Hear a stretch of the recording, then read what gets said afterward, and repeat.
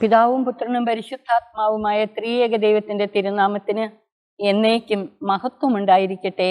ആമേൻ. പ്രിയമുള്ളവരെ, ഇന്ന് നാം വിശുദ്ധ യോഹന്നാൻ ശ്ലീഹായുടെ സുവിശേഷത്തിലെ മഹത്വത്തിന്റെ പുസ്തകത്തിലേക്ക് പ്രവേശിക്കുകയാണ്. സുവിശേഷത്തിലെ 1-ാം ഭാഗം അടയാളങ്ങളുടെ പുസ്തകവും 2-ാം ഭാഗം മഹത്വത്തിന്റെ പുസ്തകവുമാണെന്ന് നാം മനസ്സിലാക്കി.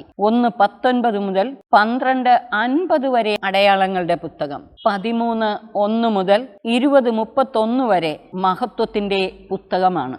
അടയാളങ്ങളുടെ പുസ്തകത്തിന്റെ പ്രധാനപ്പെട്ട പ്രമേയം വിശ്വാസവും നിത്യജീവനും. അടയാളങ്ങൾ കണ്ട് യേശുവിലുള്ള വിശ്വാസത്തിലേക്ക് വരിക, അതുവഴി നിത്യജീവന്റെ അനുഭവത്തിലേക്ക്.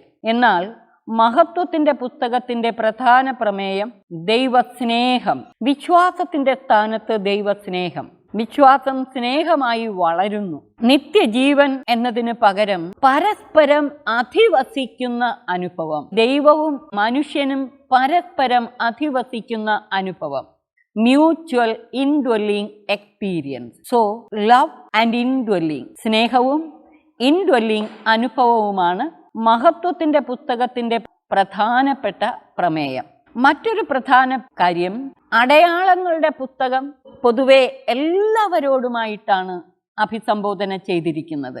എന്നാൽ മഹത്വത്തിന്റെ പുസ്തകം യേശുവിൻ്റെ ഇന്നർ സർക്കിളിലുള്ളവരോട്, അവിടുത്തെ സ്നേഹിത വലയത്തോട്, കർത്താവിൻ്റെ ശിഷ്യഗണത്തോട്, പല ഭാഗത്തും 12 അപ്പോസ്തലന്മാര് മാത്രമായിട്ട് വരുന്ന സന്ദർഭമുണ്ട്. എന്നാൽ വിശ്വാസികളുടെ സമൂഹത്തോട് അഭിസംബോധന ചെയ്യുന്ന ചില കാര്യങ്ങളുണ്ട്. 13-ാം അധ്യായം മുതൽ 17-ാം അധ്യായം വരെ യേശുവിൻ്റെ അന്തിമ പ്രഭാഷണങ്ങളും ശിഷ്യഗണത്തിനു വേണ്ടിയുള്ള യേശുവിൻ്റെ പ്രാർത്ഥനയുമാണ്. 18-ാം അധ്യായം മുതൽ കർത്താവിനെ ന്യായവിധിക്കും കുരിശിൽ തറയ്ക്കാനായി കൊണ്ടുപോകുന്നതും ആയ സംഭവങ്ങളെല്ലാം. 13-ാം അധ്യായത്തിലേക്കാണ് ഇന്ന് നമ്മൾ പ്രവേശിക്കുന്നത്. 13-ാം അധ്യായം ആരംഭിക്കുന്നത് യേശുവിൻ്റെ ശിഷ്യഗണത്തോടൊത്തുള്ള അന്ത്യ അത്താഴത്തിന്റെ പശ്ചാത്തലം. 13-ാം അധ്യായം ആരംഭിക്കുന്നത് പ്രകാരം പറഞ്ഞുകൊണ്ടാണ്: ഈ ലോകം വിട്ട് പിതാവിന്റെ സന്നിധിയിലേക്ക് പോകാനുള്ള സമയമായി എന്ന് പെസഹ തിരുനാളിന് മുമ്പ് യേശു അറിഞ്ഞു. ലോകത്തിൽ തനിക്ക് സ്വന്തമായുള്ളവരെ അവൻ സ്നേഹിച്ചു, അവസാനം വരെ സ്നേഹിച്ചു, പൂർണ്ണമായി സ്നേഹിച്ചു എന്നാണ് അർത്ഥം. അത്താഴ സമയത്ത് പിശാച് ശിമയോന്റെ പുത്രനായ യൂദാസ് കറിയോത്തായുടെ മനസ്സിൽ യേശുവിനെ ഒറ്റിക്കൊടുക്കുവാൻ തോന്നിപ്പിച്ചു. പെസഹ തിരുനാളിന് മുമ്പാണ് ഇത്, പെസഹ തിരുനാളിന്റെ ദിനത്തിലല്ല. സമാന്തര സുവിശേഷങ്ങളിൽ യേശുവിന്റെ അവസാനത്തെ വിരുന്ന് പെസഹ ഭക്ഷണമായിട്ടാണ് അവതരിപ്പിച്ചേക്കുന്നത്. യോഹന്നാൻ ശ്ലീഹായുടെ സുവിശേഷത്തിൽ പെസഹായുടെ പശ്ചാത്തലം 12-ാം അധ്യായത്തിലും 13-ാം അധ്യായത്തിലും പറഞ്ഞിട്ടുണ്ട്. 13:4 മുതൽ അത്താഴത്തിനിടയിൽ അവൻ എഴുന്നേറ്റ് മേലങ്കി മാറ്റി ഒരു തൂവാലയെടുത്ത് അരയിൽ കെട്ടി. അനന്തരം ഒരു താലത്തിൽ വെള്ളമെടുത്ത് ശിഷ്യന്മാരുടെ പാദങ്ങൾ കഴുകാനും അരയിൽ ചുറ്റിയിരുന്ന തൂവാല കൊണ്ട് തുടയ്ക്കാനും തുടങ്ങി. അവൻ ശിമയോൻ പത്രോസിന്റെ അടുത്തെത്തി. പത്രോസ് അവനോട് ചോദിച്ചു, കർത്താവേ, നീ എൻ്റെ കാൽ കഴുകുകയോ? യേശു പറഞ്ഞു, ഞാൻ ചെയ്യുന്നത് എന്തെന്ന് ഇപ്പോൾ നീ അറിയുന്നില്ല, എന്നാൽ പിന്നീട് അറിയും. പത്രോസ് പറഞ്ഞു, നീ ഒരിക്കലും എൻ്റെ പാദം കഴുകരുത്. യേശു പറഞ്ഞു, ഞാൻ നിന്നെ കഴുകുന്നില്ലെങ്കിൽ നിനക്ക് എന്നോട് കൂടെ പങ്കില്ല. യേശു പറഞ്ഞു, ഇപ്പോൾ നീ മനസ്സിലാക്കുന്നില്ല, പക്ഷെ പിന്നീട് അറിയുമെന്ന് പത്രോസിനോട്. എന്താണ് ഇതിൻ്റെ അർത്ഥം? യേശു ശിഷ്യന്മാരുടെ പാദങ്ങൾ കഴുകുന്നതിന് വളരെ ആഴമായ അന്തരാർത്ഥങ്ങളുണ്ട്. അന്നത്തെ പശ്ചാത്തലത്തിൽ അടിമകളാണ് യജമാനന്മാരുടെ പാദങ്ങൾ കഴുകുക.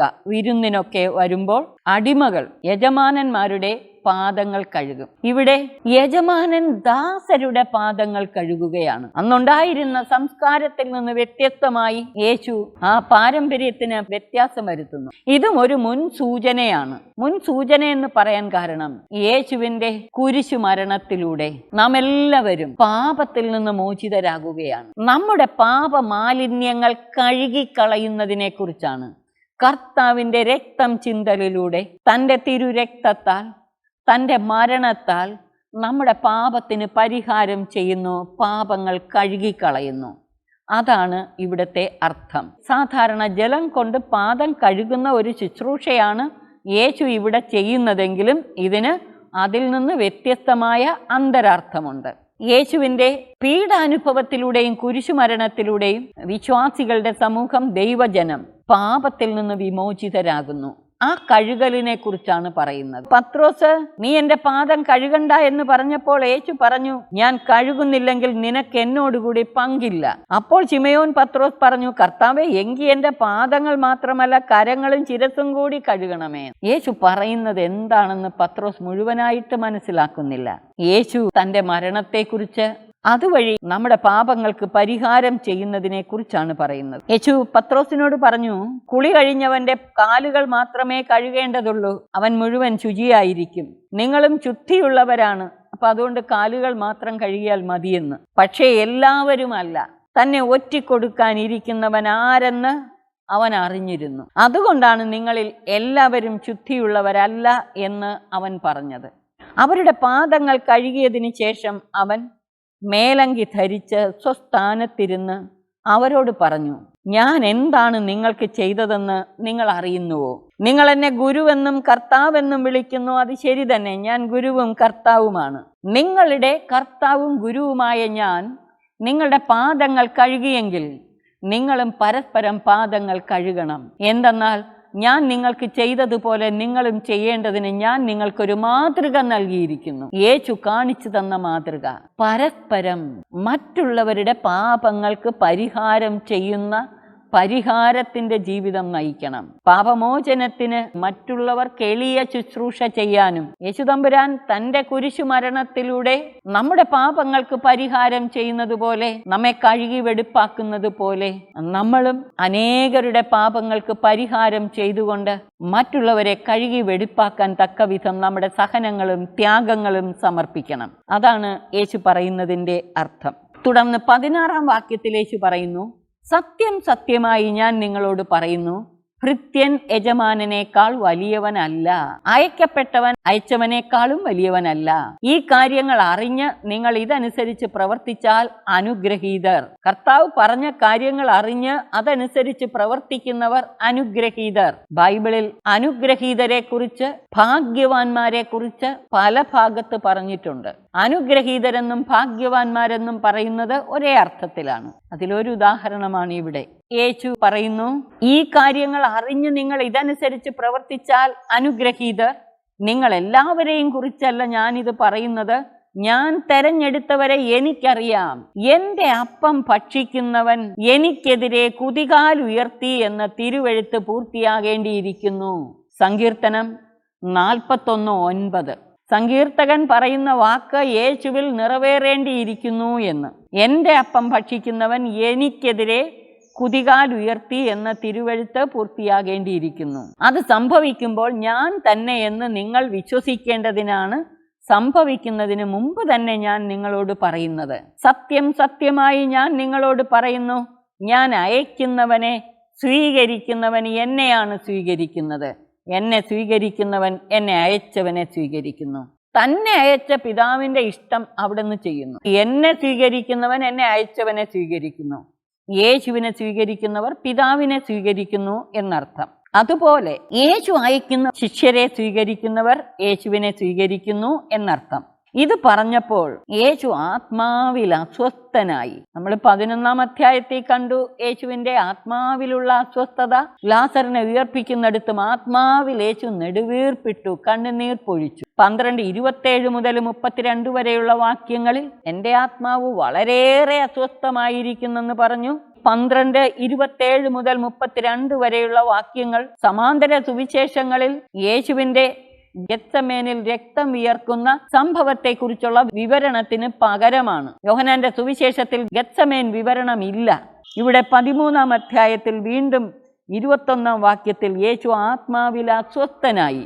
ഇവിടെ എന്തിനാ യേശു അസ്വസ്ഥനായത്?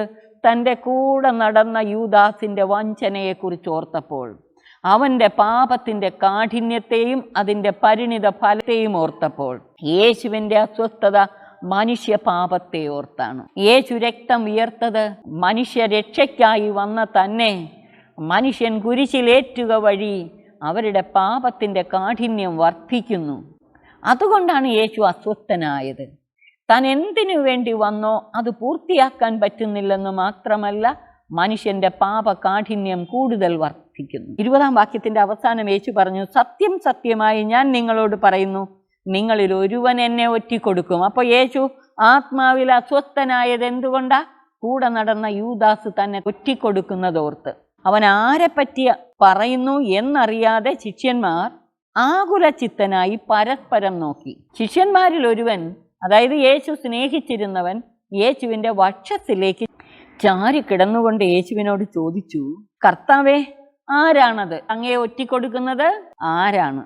യേശു പറഞ്ഞു, അപ്പക്കഷ്ണം മുക്കി ഞാൻ ആർക്ക് കൊടുക്കുന്നുവോ അവൻ തന്നെ. അവൻ അപ്പക്കഷ്ണം മുക്കി ശിമയോൻ സ്കറിയാത്തായുടെ മകൻ യൂദാസിന് കൊടുത്തു. അപ്പക്കഷ്ണം സ്വീകരിച്ചതിനെ തുടർന്ന് സാത്താൻ അവനിൽ പ്രവേശിച്ചു. യൂദാസ് യേശുവിനെ ഒറ്റിക്കൊടുക്കുമെന്നുള്ളതിനെ കുറിച്ച് യോഹന്നാൻ 6:64 പറഞ്ഞിട്ടുണ്ട്. അതുപോലെ 12:4 മുതൽ 6 വരെയുള്ള വാക്യങ്ങളിൽ മറിയം യേശുവിനെ തൈലാഭിഷേകം നടത്തിയപ്പോൾ ഇത് വിറ്റ് ദരിദ്രർക്ക് കൊടുക്കാമായിരുന്നില്ലേ? അവന് ദരിദ്രരെ കുറിച്ച് കൺസേൺ ഉണ്ടായിരുന്നത് കൊണ്ടല്ല, പണസഞ്ചി അവൻ്റെ കയ്യിലുണ്ടായിരുന്നു, അതിൽ വീഴുന്നതിൽ നിന്ന് അവൻ എടുത്തിരുന്നു. അതിൻ്റെ അർത്ഥം യൂദാസ് അവിശ്വസ്തനായിട്ടാണ് യേശുവിൻ്റെ കൂടെ നടന്നിരുന്നത്. ഇവൻ ഈ പതനം സംഭവിച്ചത് ഒരു നിമിഷം കൊണ്ടല്ല. പുഞ്ചിരി അധരത്തിൽ, വഞ്ചന ഹൃദയത്തിൽ എന്ന് പറയുന്നത് പോലെ. പുറമേ അവൻ യേശുവിൻ്റെ പക്ഷത്ത് നിൽക്കുന്ന പോലെ, പക്ഷേ അവൻ വഞ്ചനാത്മകമായ പ്രവൃത്തികൾ ഉണ്ടായിരുന്നു. അവൻ്റെ ദൃഷ്ടി യേശുവിലല്ലായിരുന്നു. യേശുവിനെ സ്വന്തമാക്കാനല്ല അവൻ കൂടെ നടന്നത്. അപ്പക്കഷ്ണം സ്വീകരിച്ചതിനെ തുടർന്ന് സാത്താൻ അവനിൽ പ്രവേശിച്ചു. അപ്പൊ ഈ ഒരു നിമിഷം കൊണ്ട് പെട്ടെന്ന് സാത്താൻ പ്രവേശിച്ചതാണോ? പല പ്രാവശ്യം അവൻ അവിശ്വസ്തതയിൽ തുടർന്നു. സമാന്തര സുവിശേഷങ്ങളിൽ പെസഹ ഭക്ഷണ വേളയിൽ യേശു പരിശുദ്ധ കുർബാന സ്ഥാപിച്ചു. ജോണിന്റെ സുവിശേഷത്തിൽ പരിശുദ്ധ കുർബാന സ്ഥാപിച്ചതിനെ കുറിച്ച് പറഞ്ഞിട്ടില്ല. പകരം യേശു ശിഷ്യരുടെ പാദങ്ങൾ കഴുകുന്നതിനെ കുറിച്ചാണ് പറഞ്ഞേക്കുന്നത്. എന്നാൽ പെസഹ ഭക്ഷണം ഇല്ലേ, അപ്പം മുക്കി കൊടുത്തെന്ന് പറഞ്ഞിട്ടുണ്ടല്ലോ. ജോണിന്റെ സുവിശേഷത്തിൽ കുർബാന സ്ഥാപന വിവരണങ്ങളില്ല, അതുകൊണ്ട് കുർബാനയ്ക്ക് പ്രാധാന്യം കൊടുത്തിരുന്നില്ലെന്നല്ല. യോഹന്നാന്റെ സുവിശേഷം 2-ാം അധ്യായം, 6-ാം അധ്യായം, 7-ാം അധ്യായം, 15-ാം അധ്യായം, ഇവിടെല്ലാം പരിശുദ്ധ കുർബാനയുടെ പ്രതീകാത്മകമായ ചിത്രീകരണം കാണുന്നുണ്ട്. കുർബാന സ്ഥാപന വിവരണം പറയുന്നില്ലെന്നേ ഉള്ളൂ. ഈ സ്ഥാപന വിവരണം പറയാത്തതിന് പല കാരണങ്ങളുണ്ട്. ഒന്നാമതായിട്ട്, അന്ത്യ അത്താഴം പെസഹായുടെ ദിനത്തിൽ അല്ല, അതിനു മുമ്പാണ്. 18-ാം അധ്യായത്തിലേക്ക് വരുമ്പോൾ കാണാം അതിൻ്റെ വിശദാംശങ്ങൾ. യേശു പെസഹ കുഞ്ഞാടാണ്. പെസഹ കുഞ്ഞാടിനെ കൊല്ലേണ്ട സമയത്ത് യേശു കുരിശിൽ മരിക്കുകയാണ് യോഹന്നാൻ ശ്ലീഹായുടെ സുവിശേഷ വീക്ഷണത്തിൽ. തുടർന്നുള്ള അധ്യായങ്ങളിൽ അത് വ്യക്തമാക്കും. അപ്പോൾ നമുക്ക് കൂടുതൽ വിശദമായിട്ട് മനസ്സിലാക്കാം. ഞാനിവിടെ പറഞ്ഞ പോയിന്റ് യൂദാസിന്റെ വഞ്ചനാത്മകമായ പ്രവൃത്തി. നമ്മളും നിരന്തരമായ അവിശ്വസ്തതയുടെ ജീവിതം നയിച്ചുകൊണ്ട് പരിശുദ്ധ കുർബാന സ്വീകരിച്ചാൽ നമുക്കും വിനാശം തന്നെയാണ്. നിർമ്മല ഹൃദയത്തോടെ, പാപങ്ങൾ കഴുകി വെടിപ്പാക്കപ്പെട്ട ഹൃദയത്തോടെയാണ് കുർബാന സ്വീകരിക്കേണ്ടത്. അതിനാണല്ലോ നമുക്ക് വിശുദ്ധ കുമ്പസാരം ദൈവം നൽകിയിട്ടുള്ളത്. അനുതപിച്ച് പാപങ്ങൾ ഏറ്റുപറഞ്ഞ് ഹൃദയം വിശുദ്ധീകരിച്ച ശേഷം വേണം കുർബാന സ്വീകരിക്കുവാൻ. 28-ാം വാക്യത്തിൽ പറയുന്നു, യേശു അപ്പം മുക്കി കൊടുത്തതിന് ശേഷം യൂദാസിനോട് പറഞ്ഞു, നീ ചെയ്യാനിരിക്കുന്നത് വേഗം ചെയ്യുക. എന്നാൽ ഭക്ഷണത്തിലിരുന്നവരാരും ഇത് മനസ്സിലാക്കിയില്ല. പണസഞ്ചി യൂദാസിന്റെ പക്കലായിരുന്നതിനാൽ നമുക്ക് തിരുനാളിന് ആവശ്യമുള്ളത് വാങ്ങുകയെന്നോ മറ്റോ ആയിരിക്കാം. ഒരു കാര്യം ചിന്തിച്ചേ, യേശു യൂദാസ് ഈ വഞ്ചന ചെയ്യുമെന്നറിയാമായിരുന്നിട്ടും ഇവനെ കൊണ്ട് നടന്നില്ലേ കൂടെ? അപ്പം മുക്കി കൊടുത്തില്ലേ അവനും? വീണ്ടും ഇവിടെ പറയാൻ, നീ ചെയ്യാനിരിക്കുന്ന വേഗം ചെയ്യാൻ. യഥാർത്ഥത്തിൽ യൂദാസിന് അനുതപിക്കാനുള്ള അവസരം കൊടുക്കുകയായിരുന്നു യേശു. പക്ഷേ അവൻ അനുതപിച്ചില്ല. 30-ാം വാക്യത്തിൽ പറയുന്നു, ആ അപ്പക്കഷ്ണം സ്വീകരിച്ച ഉടനെ അവൻ പുറത്തു പോയി. അപ്പോൾ രാത്രിയായിരുന്നു. രാത്രി അന്ധകാരത്തിൻ്റെ പ്രവർത്തനം. തിന്മ നമ്മെ കീഴടക്കാതിരിക്കാൻ വെളിച്ചമുള്ളപ്പോൾ നടക്കാനും. പക്ഷേ യൂദാസിനെ കീഴടക്കി കഴിഞ്ഞു. 31 മുതലുള്ള വാക്യങ്ങൾ. അവൻ പുറത്തു പോയി കഴിഞ്ഞപ്പോൾ യേശു പറഞ്ഞു, ഇപ്പോൾ മനുഷ്യപുത്രൻ മഹത്വപ്പെട്ടിരിക്കുന്നു, അവനിൽ ദൈവവും മഹത്വപ്പെട്ടിരിക്കുന്നു. ദൈവം അവനിൽ മഹത്വപ്പെട്ടുവെങ്കിൽ ദൈവം അവനെ തന്നിൽ മഹത്വപ്പെടുത്തും. യേശു മഹത്വപ്പെട്ടു, അതുവഴി ദൈവവും മഹത്വപ്പെട്ടു. യേശുവിലൂടെ ദൈവം മഹത്വപ്പെട്ടു, അതുകൊണ്ട് ദൈവം യേശുവിനെ മഹത്വപ്പെടുത്തും എന്നാണ്. 33-ാം വാക്യം, എൻ്റെ കുഞ്ഞുങ്ങളെ, ഇനി അല്പസമയം കൂടി ഞാൻ നിങ്ങളോടുകൂടെ ഉണ്ടായിരിക്കും. നിങ്ങൾ എന്നെ അന്വേഷിക്കും. എന്നാൽ ഞാൻ യഹൂദരോട് പറഞ്ഞതുപോലെ ഇപ്പോൾ നിങ്ങളോട് പറയുന്നു, ഞാൻ പോകുന്നിടത്തേക്ക് വരാൻ നിങ്ങൾക്ക് കഴിയുകയില്ല. ഞാൻ പുതിയൊരു കൽപ്പന നിങ്ങൾക്ക് നൽകുന്നു, നിങ്ങൾ പരസ്പരം സ്നേഹിക്കുവിൻ. യേശു ഒരു പുതിയ കൽപ്പന നൽകി, ഞാൻ നിങ്ങളെ സ്നേഹിച്ചതുപോലെ നിങ്ങളും പരസ്പരം സ്നേഹിക്കാൻ. തുടർന്ന് യേശു പറയുന്നു, നിങ്ങൾക്ക് പരസ്പരം സ്നേഹമുണ്ടെങ്കിൽ നിങ്ങൾ എൻ്റെ ശിഷ്യന്മാരാണെന്ന് അതുമൂലം ലോകം അല്ലെങ്കിൽ എല്ലാവരും അറിയും. പരസ്പര സ്നേഹമാണ് ക്രിസ്തു ശിഷ്യരുടെ മുഖമുദ്ര. ഞാൻ നിങ്ങളെ സ്നേഹിച്ചതുപോലെ നിങ്ങളും പരസ്പരം സ്നേഹിക്കുമെന്നാണ് യേശു പറഞ്ഞത്. സ്നേഹത്തിൻ്റെ പുതിയൊരു കൽപ്പന, നിന്നെപ്പോലെ നിന്റെ അയൽക്കാരനെയും സ്നേഹിക്കുക എന്ന് സമാന്തര സുവിശേഷങ്ങൾ പറയുമ്പോൾ അത് പഴയ നിയമത്തിൻ്റെ തന്നെ ആവിഷ്കരണമാണ്. യോഹന്നാൻ ശ്ലീഹായുടെ സുവിശേഷത്തിൽ യേശു പറയുന്നു, ഞാൻ നിങ്ങളെ സ്നേഹിച്ചതുപോലെ നിങ്ങളും പരസ്പരം സ്നേഹിക്കുവിൻ. യേശു എങ്ങനെയാണ് നമ്മളെ സ്നേഹിച്ചത്? പാപികളായ നമ്മെ ജീവനിലേക്ക് നയിക്കാനായി സ്വയം കുരിശിൽ ബലിയായി തീർന്നു. സ്വജീവനെ ബലിയായി സമർപ്പിച്ചുകൊണ്ടാണ് അവിടുന്ന് നമ്മളോടുള്ള സ്നേഹം പ്രകടമാക്കിയത്. ഇതുപോലെ പരസ്പരം സ്നേഹിക്കാനാണ് യേശു ആവശ്യപ്പെടുന്നത്. 13:36 മുതൽ 38 വരെയുള്ള വാക്യങ്ങൾ. ശിമയോൻ പത്രോസ് ചോദിച്ചു, കർത്താവേ, നീ എവിടേക്ക് പോകുന്നു? അല്പസമയം കൂടി കഴിഞ്ഞാൽ പിന്നെ നിങ്ങൾ എന്നെ കാണുകയില്ലെന്ന് പറഞ്ഞില്ലേ? അതാണ് പത്രോസ് ചോദിക്കുന്നത്, നീ എവിടേക്ക് പോകുന്നു? യേശു പ്രതിവചിച്ചു, ഞാൻ പോകുന്നിടത്തേക്ക് ഇപ്പോൾ എന്നെ അനുഗമിക്കാൻ നിനക്ക് കഴിയുകയില്ല, എന്നാൽ പിന്നീട് നീ അനുഗമിക്കും. പത്രോസ് പറഞ്ഞു, കർത്താവേ, ഇപ്പോൾ തന്നെ നിന്നെ അനുഗമിക്കാൻ എനിക്ക് കഴിയാത്തത് എന്തുകൊണ്ട്? നിനക്ക് വേണ്ടി എൻ്റെ ജീവൻ ഞാൻ ത്യജിക്കും. യേശു പ്രതിവചിച്ചു, നീ എനിക്ക് വേണ്ടി ജീവൻ ത്യജിക്കുമെന്നോ? സത്യം സത്യമായി ഞാൻ നിന്നോട് പറയുന്നു, നീ എന്നെ 3 പ്രാവശ്യം തള്ളിപ്പറയുന്നത് വരെ കോഴി കൂവുകയില്ല. പ്രഭാതത്തിൽ കോഴി കൂകുന്നതിന് മുമ്പ് നീ എന്നെ 3 പ്രാവശ്യം തള്ളിപ്പറയുമെന്നാണ് അതിൻ്റെ അർത്ഥം. നീ എവിടെ പോയാലും നിന്നെ അനുഗമിക്കാനും നിനക്ക് വേണ്ടി മരിക്കാനും ഞാൻ തയ്യാറാണെന്നാണ് പത്രോസ് പറഞ്ഞത്. പക്ഷേ കർത്താവ് പറയാണ്, എനിക്കറിയാം, നീ കോഴി കൂകുന്നതിന് മുമ്പ് 3 പ്രാവശ്യം എന്നെ തള്ളിപ്പറയും. സംഭവിച്ചതും അത് തന്നെയാണ് നമുക്കറിയാം. പ്രിയമുള്ളവരെ, വിശുദ്ധ യോഹന്നാൻ ശ്ലീഹായുടെ സുവിശേഷം 12ഉം 13ഉം അധ്യായങ്ങൾ ഒരുമിച്ച് സംഗ്രഹിച്ച് ധ്യാനിക്കാൻ പരിശ്രമിക്കുക. പിതാവിനും പുത്രനും പരിശുദ്ധാത്മാവിനും സ്തുതി, ആദിമുതൽ എന്നേക്കും ആമേൻ.